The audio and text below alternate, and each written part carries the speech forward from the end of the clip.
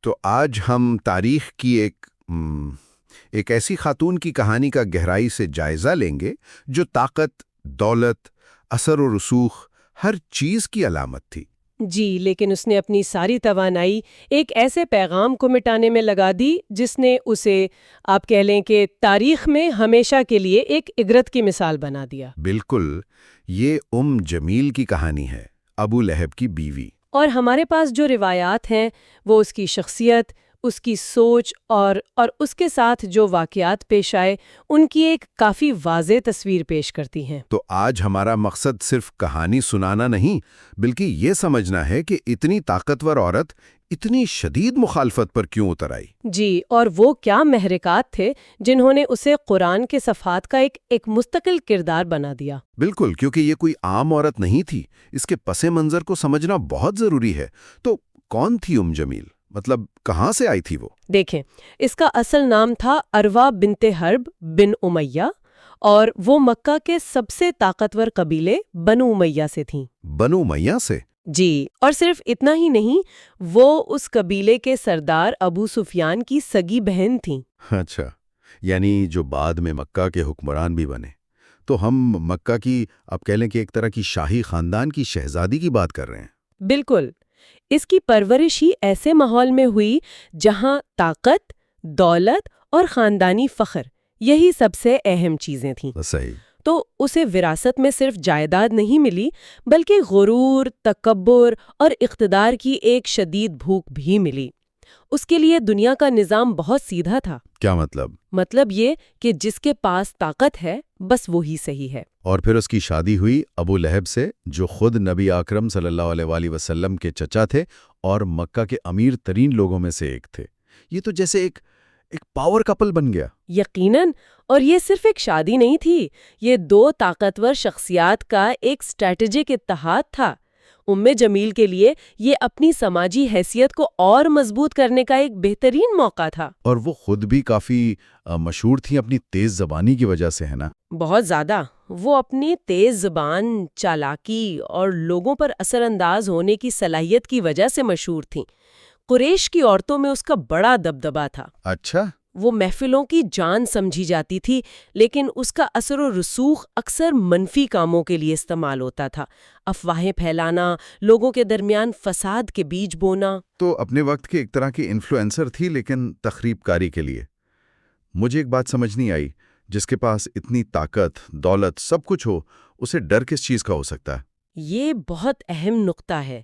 اس کا سب سے بڑا خوف تھا اپنی حیثیت کا خاتمہ۔ اچھا۔ اسے ہر وقت یہ ڈر لگا رہتا تھا کہ کہیں اس کا اختیار کم نہ ہو جائے، اس کے خاندان کی عزت میں کمی نہ آ جائے، اور سب سے بڑھ کر کہیں قریش کی سرداری بنو امیہ کے ہاتھ سے نکل کر بنو ہاشم کے پاس نہ چلی جائے۔ تو یہ ایک سیاسی اور خاندانی خوف تھا جو اس کے ہر عمل کے پیچھے تھا۔ جی بالکل۔ تو پھر جب نبی اکرم صلی اللہ علیہ وسلم نے اسلام کی دعوت کا اعلان کیا تو جمیل کے لیے یہ صرف ایک نیا مذہبی نظریہ نہیں تھا۔ جی، نظام، اپنی طاقت اور اپنی پرتعیش زندگی کے لیے ایک براہ راست خطرہ سمجھا۔ اور یہاں دلچسپ بات یہ ہے کہ اس کی مخالفت اس بنیاد پر نہیں تھی کہ پیغام سچا ہے یا جھوٹا۔ بالکل، بلکہ اس بنیاد پر تھی کہ یہ پیغام اس کے ذاتی مفادات اور اس کے خاندانی اقتدار کے لیے کتنا بڑا خطرہ ہے۔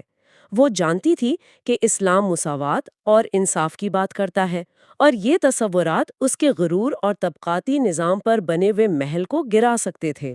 ایک منٹ، تو اس کا مطلب ہے کہ اس کا بنیادی ہتھیار اس کی زبان تھی؟ یہ تو بالکل آج کل کی فیک نیوز اور ڈس انفارمیشن کیمپین جیسا نہیں لگتا۔ آپ نے بالکل صحیح پکڑا۔ اس نے پروپیگنڈا اور بہتان تراشی کا ایک پورا نظام بنا لیا تھا۔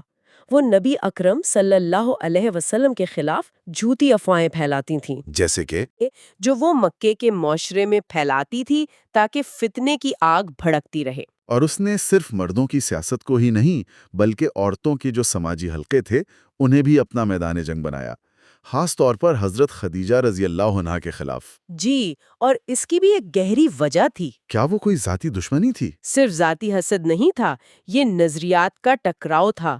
حضرت خدیجہ عزت، وقار اور شرافت کی علامت تھیں۔ وہ ہر اس چیز کی نمائندگی کرتی تھیں جو ایم جمیل نہیں تھی۔ اچھا اچھا۔ تو ایم جمیل کو لگتا تھا کہ حضرت خدیجہ اس کی سماجی حیثیت کے لیے ایک چیلنج ہے، خاص طور پر جب انہوں نے اسلام قبول کر لیا۔ اسی لیے اس نے عورتوں کو حضرت خدیجہ کے بائیکاٹ پر اکسایا، ان کا مذاق اڑایا۔ افواہیں پھیلانا ایک بات ہے، لیکن یہ مخالفت تو اس سے کہیں آگے نکل گئی، یہ جسمانی اذیت تک جا پہنچی۔ اور یہ سوچنا بھی عجیب ہے کہ یہ نبی اکرم کے اپنے خاندان کے لوگ تھے، دیا شبہ۔ اور اسی بات نے اس اذیت کو مزید تکلیف دہ بنا گیا تھا۔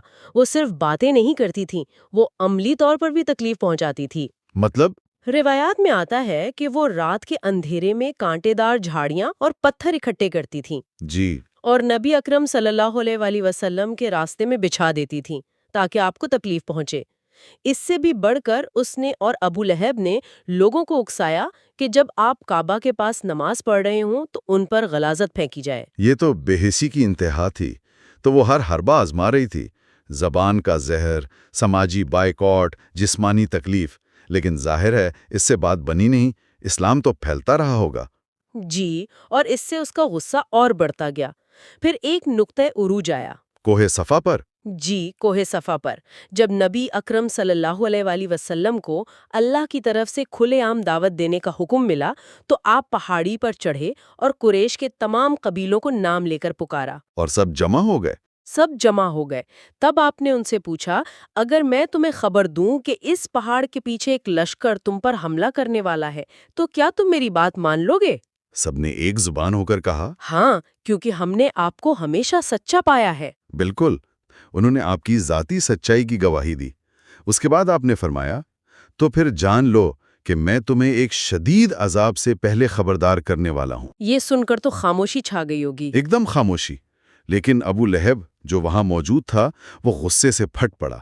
وہ چیخ کر بولا، تباً لک، یعنی تباہ ہو جاؤ تم، کیا تم نے ہمیں اسی لیے جمع کیا تھا؟ اپنے ہی بھتیجے کے لیے۔ یہ بہت حیران کن ہے۔ اور اس گستاخی کا جواب وہ زمین سے نہیں آسمان سے آیا۔ فوری طور پر اللہ تعالیٰ نے پوری ایک سورت المسد نازل فرمائی، جس میں نہ صرف ابو لہب کو جواب دیا گیا بلکہ اس کا اور اس کی بیوی کا انجام بھی ہمیشہ کے لیے لکھ دیا گیا۔ جی، تبت یدا ابی لہب وتب، ٹوٹ گئے ابو لہب کے دونوں ہاتھ اور وہ خود ہلاک ہو گیا۔ اور پھر اسی صورت میں خاص طور پر جمیل کا ذکر آتا ہے، وَامْرَأَتُهُ حَمَّالَةَ الْحَطَبِ فِي جِيدِهَا حَبْلٌ مِّن مَّسَدٍ، اور اس کی بیوی بھی جو لکڑیاں ڈھونے والی ہے۔ یہاں لکڑیاں ڈھونے والی کا کیا مطلب ہے؟ اس کی تشریح بہت گہری ہے۔ مفسرین نے اس کے دو بڑے مطلب بیان کیے ہیں۔ ایک تو ظاہری مطلب ہے کہ وہ سچ مچ لکڑیاں اٹھاتی تھیں؟ جی، کہ وہ حقیقت میں کانٹے دار لکڑیاں اور جھاڑیاں اٹھا کر لاتی تھی اور نبی اکرم صلی اللہ علیہ وسلم کے راستے میں ڈالتی تھی، یعنی تکلیف پہنچانے کے لیے ایندھن فراہم کرتی تھی۔ یہ تو اس کے عمل کی براہ راست تصویر کشی ہو گئی۔ اور دوسرا مطلب؟ دوسرا مجازی مطلب اس سے بھی زیادہ گہرا ہے۔ عربی محاورے میں لکڑیاں ڈھونے کا مطلب چگلی کرنا، لوگوں کے درمیان نفرت پھیلانا اور فساد کی آگ بھڑکانا بھی ہوتا ہے۔ اچھا۔ تو اللہ تعالیٰ نے ایک ہی لفظ حمالۃ الحطب میں اس کے ظاہری اور باطنی دونوں کرداروں کو بیان کر دیا۔ وہ جسمانی طور پر بھی آگ بھڑکانے کا سامان کرتی تھی اور سماجی طور پر بھی۔ یہ تو کمال ہے، ایک ہی جملے میں اس کے پورے کردار کا احاطہ کر لیا گیا۔ اچھا، جمیل جیسی متکبر عورت، اس نے کیسا رد عمل ظاہر کیا ہوگا جب اسے معلوم ہوا کہ اس کے بارے میں ایک ایسی وحی نازل ہوئی ہے جو قیامت تک پڑھی جائے گی؟ وہ غصے سے پاگل ہو گئی۔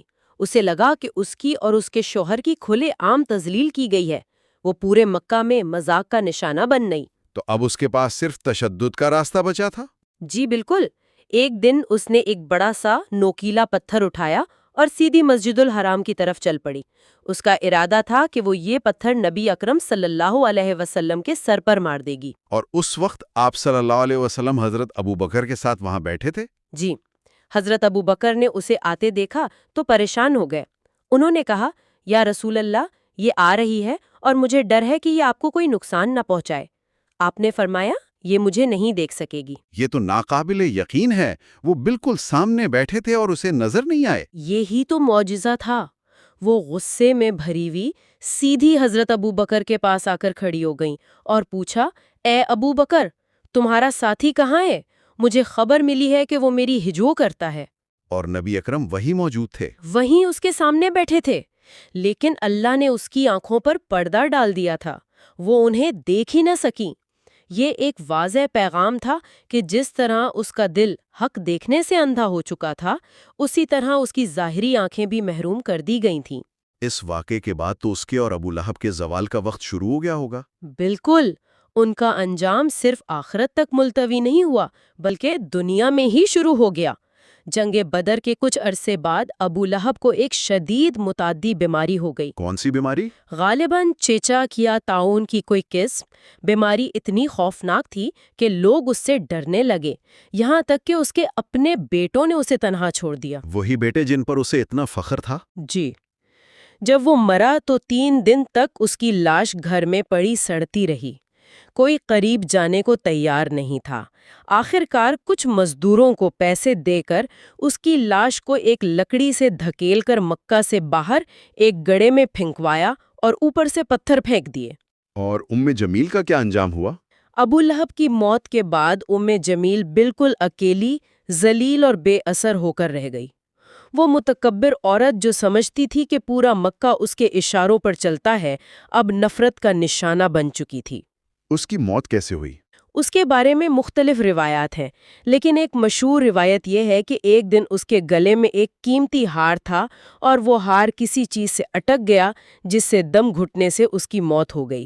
گویا سورۃ المسد کے الفاظ اس کی گردن میں مونج کی رسی ہوگی کسی نہ کسی شکل میں پورے ہو گئے۔ تو یہ کہانی ہے ایک ایسی عورت کی جس نے اپنی حیثیت، دولت اور زبان کو ایک ایسے پیغام کے خلاف ہتھیار کے طور پر استعمال کیا جس سے اس کی دنیا کو خطرہ تھا۔ جی، اور اس کے شوہر کی کہانی تکبر اور حق سے دشمنی کے انجام کی ایک ابدی یاد دہانی بن کر اسلامی صحیفے کا حصہ بن گئی۔ اور یہاں جو چیز آج بھی غور طلب ہے وہ اس کے طریقے ہیں، بہتان تراشی، پروپیگنڈا، سماجی تفریق، کردار کشی۔ یہ وہ حربے ہیں جو آج بھی نظریات کی جنگ میں استعمال ہوتے ہیں۔ بالکل، جمیل کی کہانی دراصل دنیاوی طاقت اور الہامی پیغام کے درمیان ازلی تصادم کی کہانی ہے۔ اس نے الفاظ کو زہریلے ہتھیاروں میں بدلا، جو آج کے ڈس انفارمیشن کے دور میں بھی ہمیں ہر جگہ نظر آتا ہے۔ یعنی اس کا پلے بک آج بھی استعمال ہو رہا ہے۔